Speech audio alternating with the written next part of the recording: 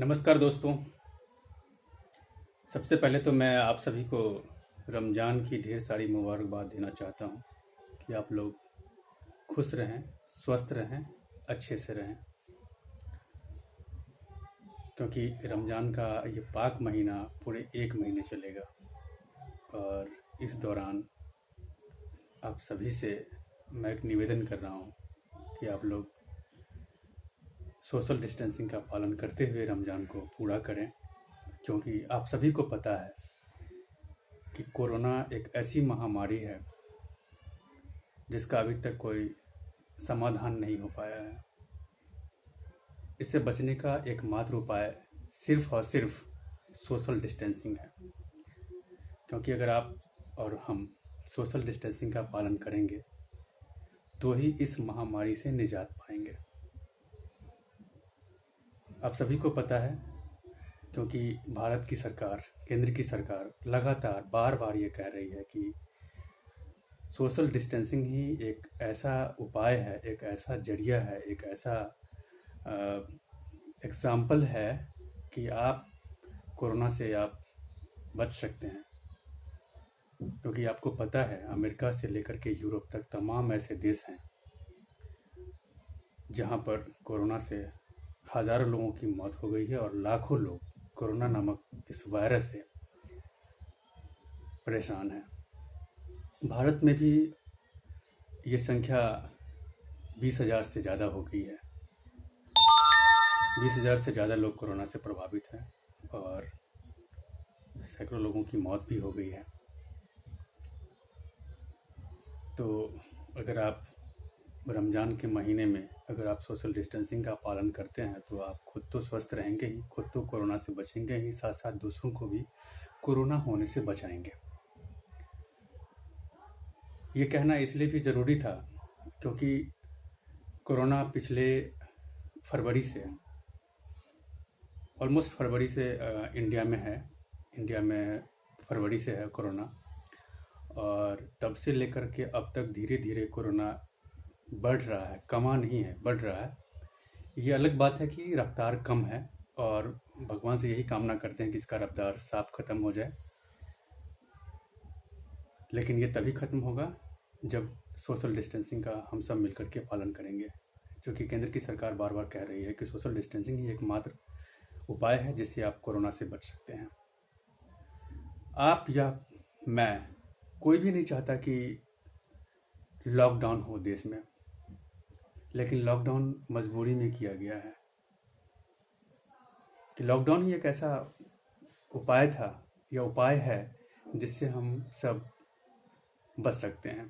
कोई नहीं चाहता कि हम घरों में बंद रहें, ऑफिस बंद हो, दुकानें बंद हो, स्कूल कॉलेज या तमाम ऐसी चीज़ें हैं जो बिल्कुल पिछले 1 महीने से बंद है। आज ऑलमोस्ट 1 महीना से ऊपर हो गया है। 25 मार्च से लॉकडाउन इंडिया में है और आज लगातार जारी है। 3 मई तक ये लॉकडाउन का दूसरा चरण है।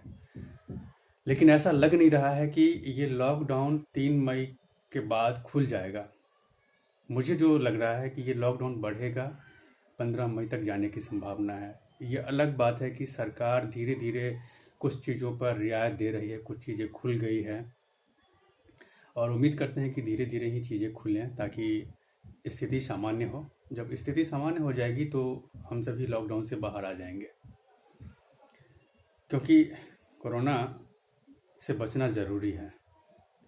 कोरोना की जब बात आती है तो तबलीगी जमात की भी बात सामने आ जाती है, क्योंकि कोरोना इस देश में पहले था नहीं। तबलीगी जमात के लोग, जो लोग मरकज़ में शामिल हुए थे, निज़ामुद्दीन के मरकज़ में, वहीं से ये फैला। क्योंकि इसमें कुछ लोग ऐसे थे जो विदेशों से यहाँ आए थे और मरकज़ में शामिल हुए थे, मरकज़ का हिस्सा थे। तो मेरा ये कहना है कि आप किसी मरकज़ में आप शामिल हुए हों, या किसी समारोह में शामिल हुए हों, या फिर मंदिर में शामिल हुए हों, वहाँ से अगर कोरोना अगर आपको फैला है, कोरोना अगर आपको पकड़ लिया है, तो इसमें कोई बुरी बात नहीं है। बीमारी तो कहीं से भी आ सकती है, किसी के संपर्क से में जाने के बाद आ सकती है। लेकिन जब बीमारी आ गई तो फिर डरने की क्या ज़रूरत है? आप सामने आइए, सामने आकर के अपनी बातों को कहिए, हॉस्पिटल में जाइए, इलाज कराइए। यही एकमात्र उपाय है जिससे आप कोरोना से बच सकते हैं। लेकिन हुआ ठीक इसका उल्टा है। लोग जो भी मरकज में शामिल हुए, वो लोग अपने घरों में जाकर के छुप गए या कहीं मस्जिदों में जाकर के छुप गए, जिसके कारण कोरोना धीरे धीरे अपना पैर पसारने में कामयाब हो गया। कोरोना को किसने बढ़ाया? हमने और आपने। जिनको भी कोरोना हुआ था, कोरोना वायरस से जो भी प्रभावित थे, अगर वो सामने आ जाते, डॉक्टर के पास चले जाते, हॉस्पिटल में चले जाते, इलाज कराते, अपने आप को बताते कि हमें ये सिम्टम है, इस तरह के सिम्टम हैं, तो स्वाभाविक सी बात है कि समय से आपका इलाज हो जाता। लेकिन आपने ऐसा नहीं किया। आपने क्यों ऐसा नहीं किया ये तो कहना बड़ा मुश्किल है, लेकिन आपने नहीं किया, जिसका नतीजा है कि इस देश में कोरोना अपना पांव पसारने में कामयाब हो गया। अब भी समय है कि अभी आप अगर कोरोना से प्रभावित हैं, इस वायरस से प्रभावित हैं, तो आप सामने आइए, डॉक्टरों के पास जाइए, डॉक्टर से मिलिए। सरकार आपकी मदद करने के लिए तैयार है और आप इस बीमारी से बचिए और खुद को बचाइए, क्योंकि जब तक आप छुप के रहेंगे तब तक आप अपना तो नुकसान कर ही रहे हैं, साथ साथ आपके संपर्क में जितने भी लोग आएंगे वो सभी लोग प्रभावित होंगे।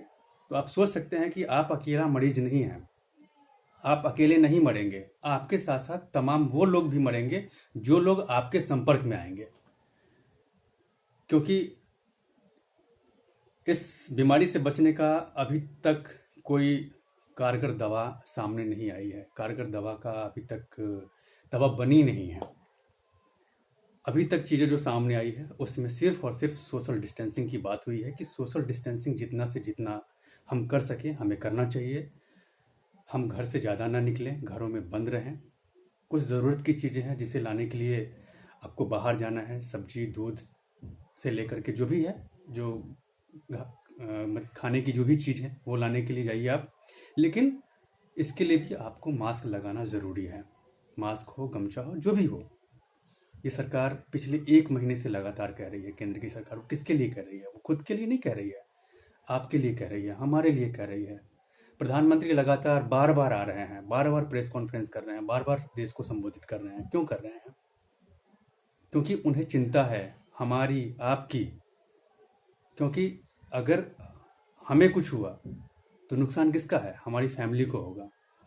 वो बार बार कह रहे हैं कि अगर आप प्रभावित हैं, अगर आपके पास कोरोना के जैसे जो भी सिम्टम अगर आपको महसूस हो रहा है तो आप सामने आइए, डॉक्टर से मिलिए, आपका इलाज होगा और आप ठीक होकर के जाएंगे।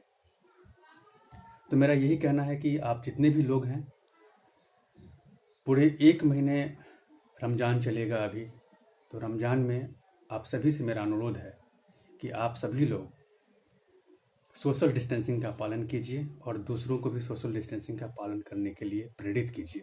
क्योंकि रमज़ान की पूर्व संध्या पर जो मैंने देखा और आज भी मुझे कुछ देखने को मिला, जिसमें ये दिखा कि सोशल डिस्टेंसिंग का बिल्कुल भी पालन नहीं हो रहा है।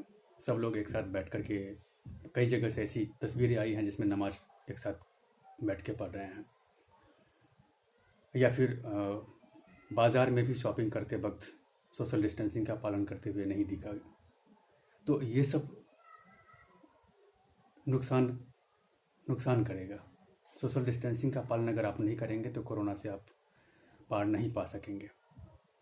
कई जगह ऐसी भी तस्वीरें आई हैं जहां पर लोग राशन के लिए लाइन में खड़े हैं, वहां भी सोशल डिस्टेंसिंग का पालन नहीं हुआ। ये सिर्फ किसी दिल्ली की बात नहीं हो रही है, देश के तमाम अलग अलग हिस्सों से इस तरह की तस्वीरें सामने आई है जो देखने को मिली है।